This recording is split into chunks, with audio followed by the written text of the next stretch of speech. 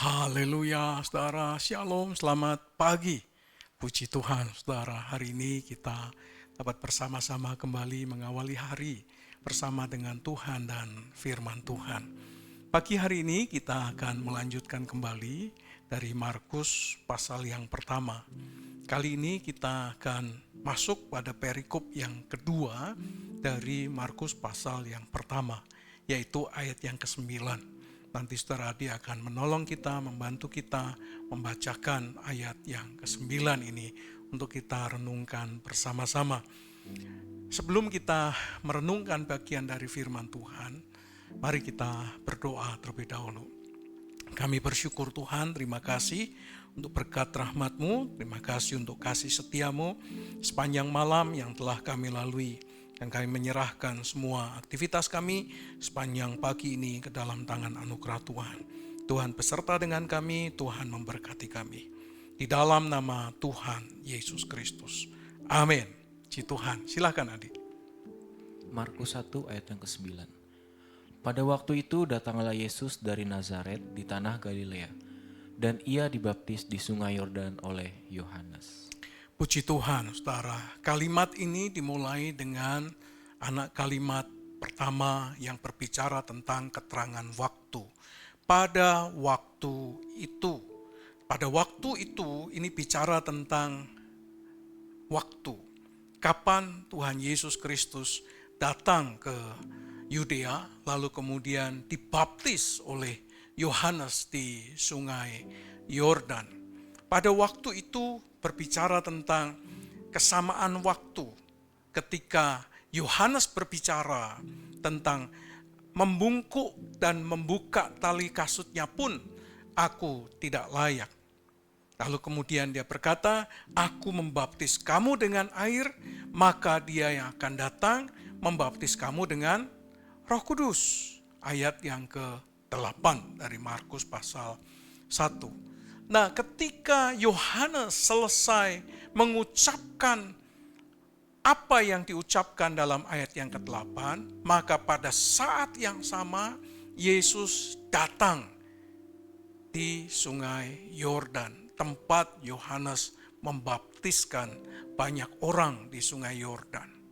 Nah, saudara, menarik karena ini bicara tentang ketepatan, ini bicara tentang penggenapan, ini bicara tentang waktu Tuhan.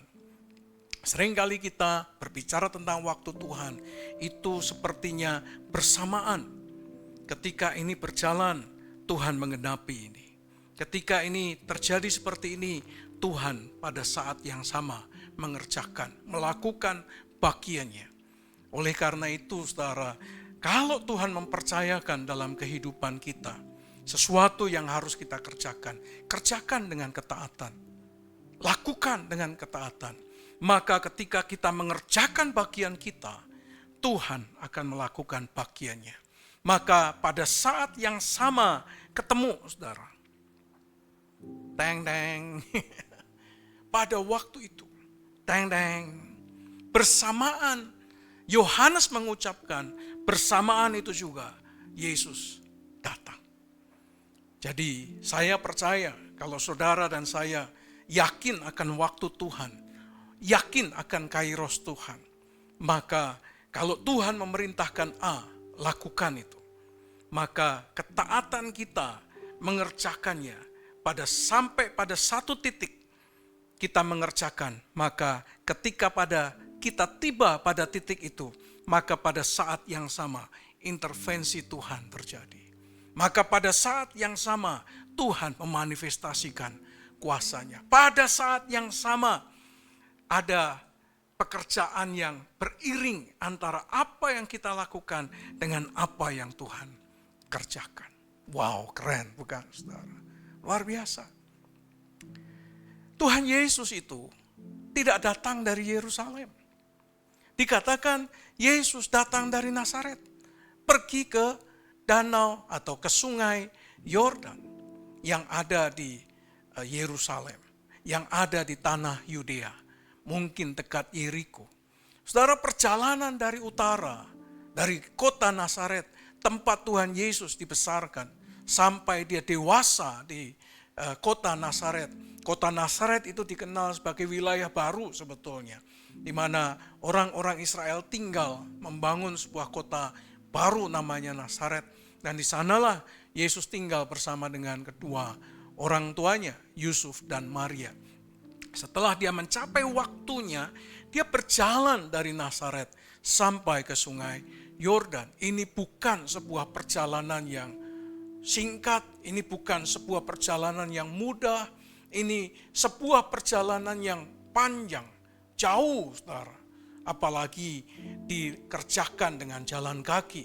Kalau menggunakan keledai, menggunakan kuda, menggunakan onta, mungkin durasinya akan lebih cepat. Tapi kalau jalan kaki membutuhkan waktu yang cukup lama pada masa itu. Naik gunung, turun gunung, lewat lembah, naik lagi keluar lembah. Dan perjalanan yang berlika-liku hingga sampai kepada sungai Yordan. Saudara, penggenapan firman Tuhan seringkali butuh sebuah proses.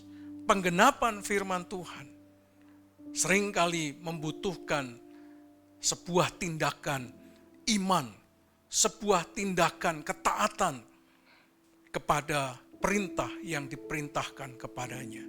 Kalau Tuhan Yesus tidak datang ke sungai Yordan, maka firman Tuhan tidak akan pernah tergenapi. Nubuatan-nubuatan yang disampaikan oleh para nabi tidak akan pernah tergenapi. Ketaatan kepada perintah Bapa, mandat Bapa kepada dirinya harus dikerjakan dengan ketaatan. Seberapapun jauhnya, seberapapun sulitnya, seberapapun mahalnya, harus dikerjakan dengan ketaatan.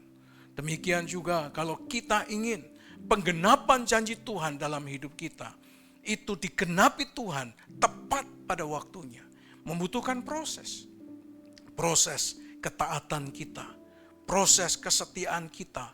Mengerjakan mandat ilahi dalam kehidupan kita. Kita ingin penggenapannya, tapi kita tidak ingin prosesnya. Kita ingin menikmati berkatnya, tapi kita tidak mau ketaatannya. Kita ingin menikmati anugerahnya, tapi kita tidak mau kesetiaannya. Saudara, Yesus mengerjakan perintah Bapaknya dengan ketaatan sampai itu digenapi di sungai Yordan. Janji Tuhan adalah ya dan amin. Kalau saudara dan saya ingin janji Tuhan digenapi dalam kehidupan saudara dan saya tepat pada waktunya, tidak mengalami penundaan, maka kerjakanlah dengan ketaatan.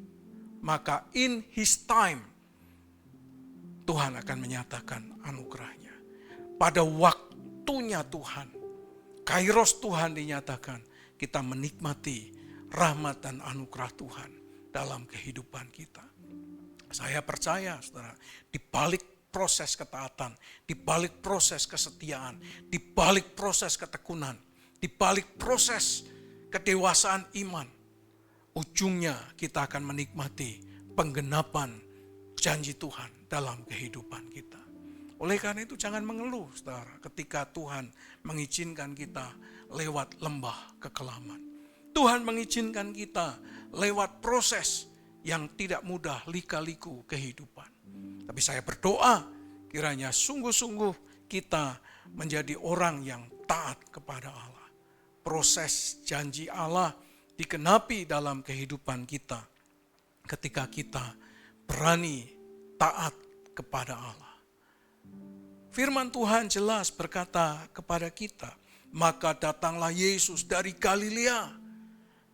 Ini daerah utara, dekat Danau Galilea. Nazaret adalah satu kota yang tidak jauh dari Danau Galilea. Dia naik ke atas kurang lebih 30 menit kalau naik bus bisa tiba di Galilea atau Danau Galilea atau Sea of Galilee.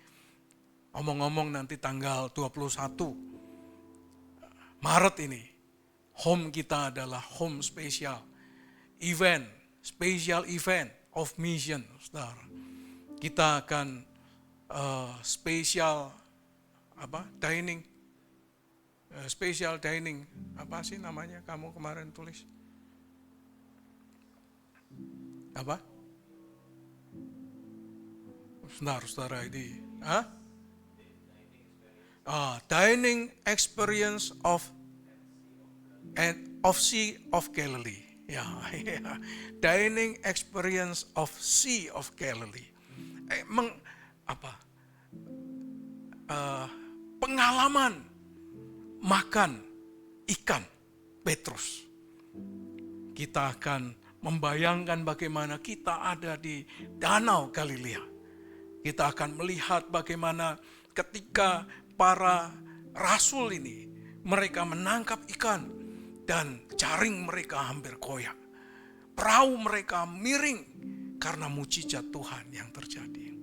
Sambil makan ikan Petrus, hari Jumat tanggal 21, kita akan melihat keajaiban.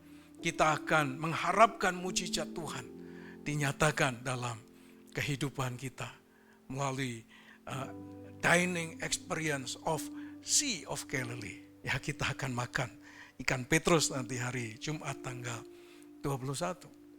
Sebuah pengalaman iman. Saudara, perjalanan dari Galilea ke Yordan untuk dibaptis adalah sebuah pengalaman. Yesus tidak pernah keluar sebelumnya kecuali umur 12, bersoal jawab dengan ahli Taurat dan orang Farisi, ahli Taurat lah.